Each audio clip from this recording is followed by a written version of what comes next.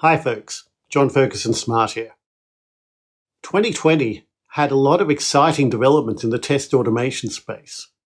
And one thing I noticed quite a bit was that there are more and more testers who are coming to me and asking how they can learn to make the jump into test automation and do it properly. They really care about getting test automation, doing it really well. And I find that personally really encouraging.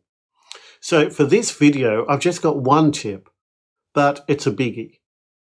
The one thing I'd love to see more of in 2021 is the idea that test automation is a tool that enhances and supports other testing activities, not a silver bullet that replaces all manual testing. Because test automation shouldn't be something that just replaces all manual testers in a sort of blanket fashion. But what it does do is it replaces that boring scripted manual testing with all those boring test cases that you have to write with smarter, more agile, more nimble, more satisfying exploratory testing. And that makes a huge difference to you as a tester. You may have heard of the 80-20 rule, where 80% of the outcomes come from 20% of the effort. Well, testing is a lot like that. You see, 20% of the testing effort will yield 80% of your defects in a lot of cases. And in most of the cases, that 20%, a large proportion of that 20% is not your manual test scripting. It's your intelligent exploratory testing. It's not all that boring, routine, scripted manual tests that you write, even if you go and automate them. Now, that's not to say automation doesn't have value, because these regression tests, if you like, these automated scripted tests, they do find regressions. You absolutely do need them. But rather than replacing testing activities with automation, which can work, but only in specific limited contexts. So you don't want to replace all of your testing activities with automation. What you want to do is use test automation as a launch pad for exploratory testing, so that you can get features tested quickly and effectively during the sprint and get quality feedback to your developers quickly when they can act on it fast.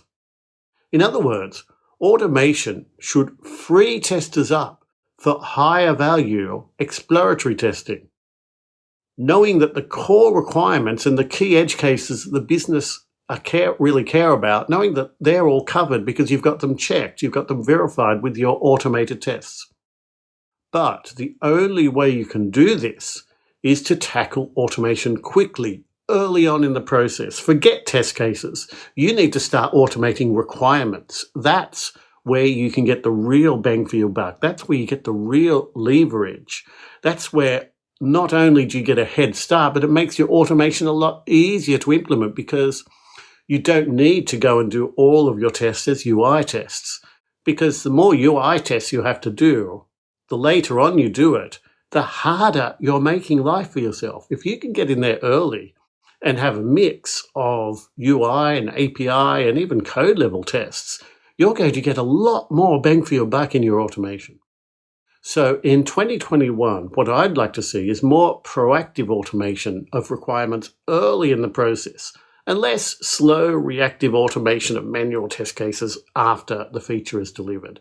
Because if you can implement this one thing, even if it's partially, even incompletely, even if you just nudge things in the right direction, then I can guarantee that the results will really be game-changing, both for yourself and for your team.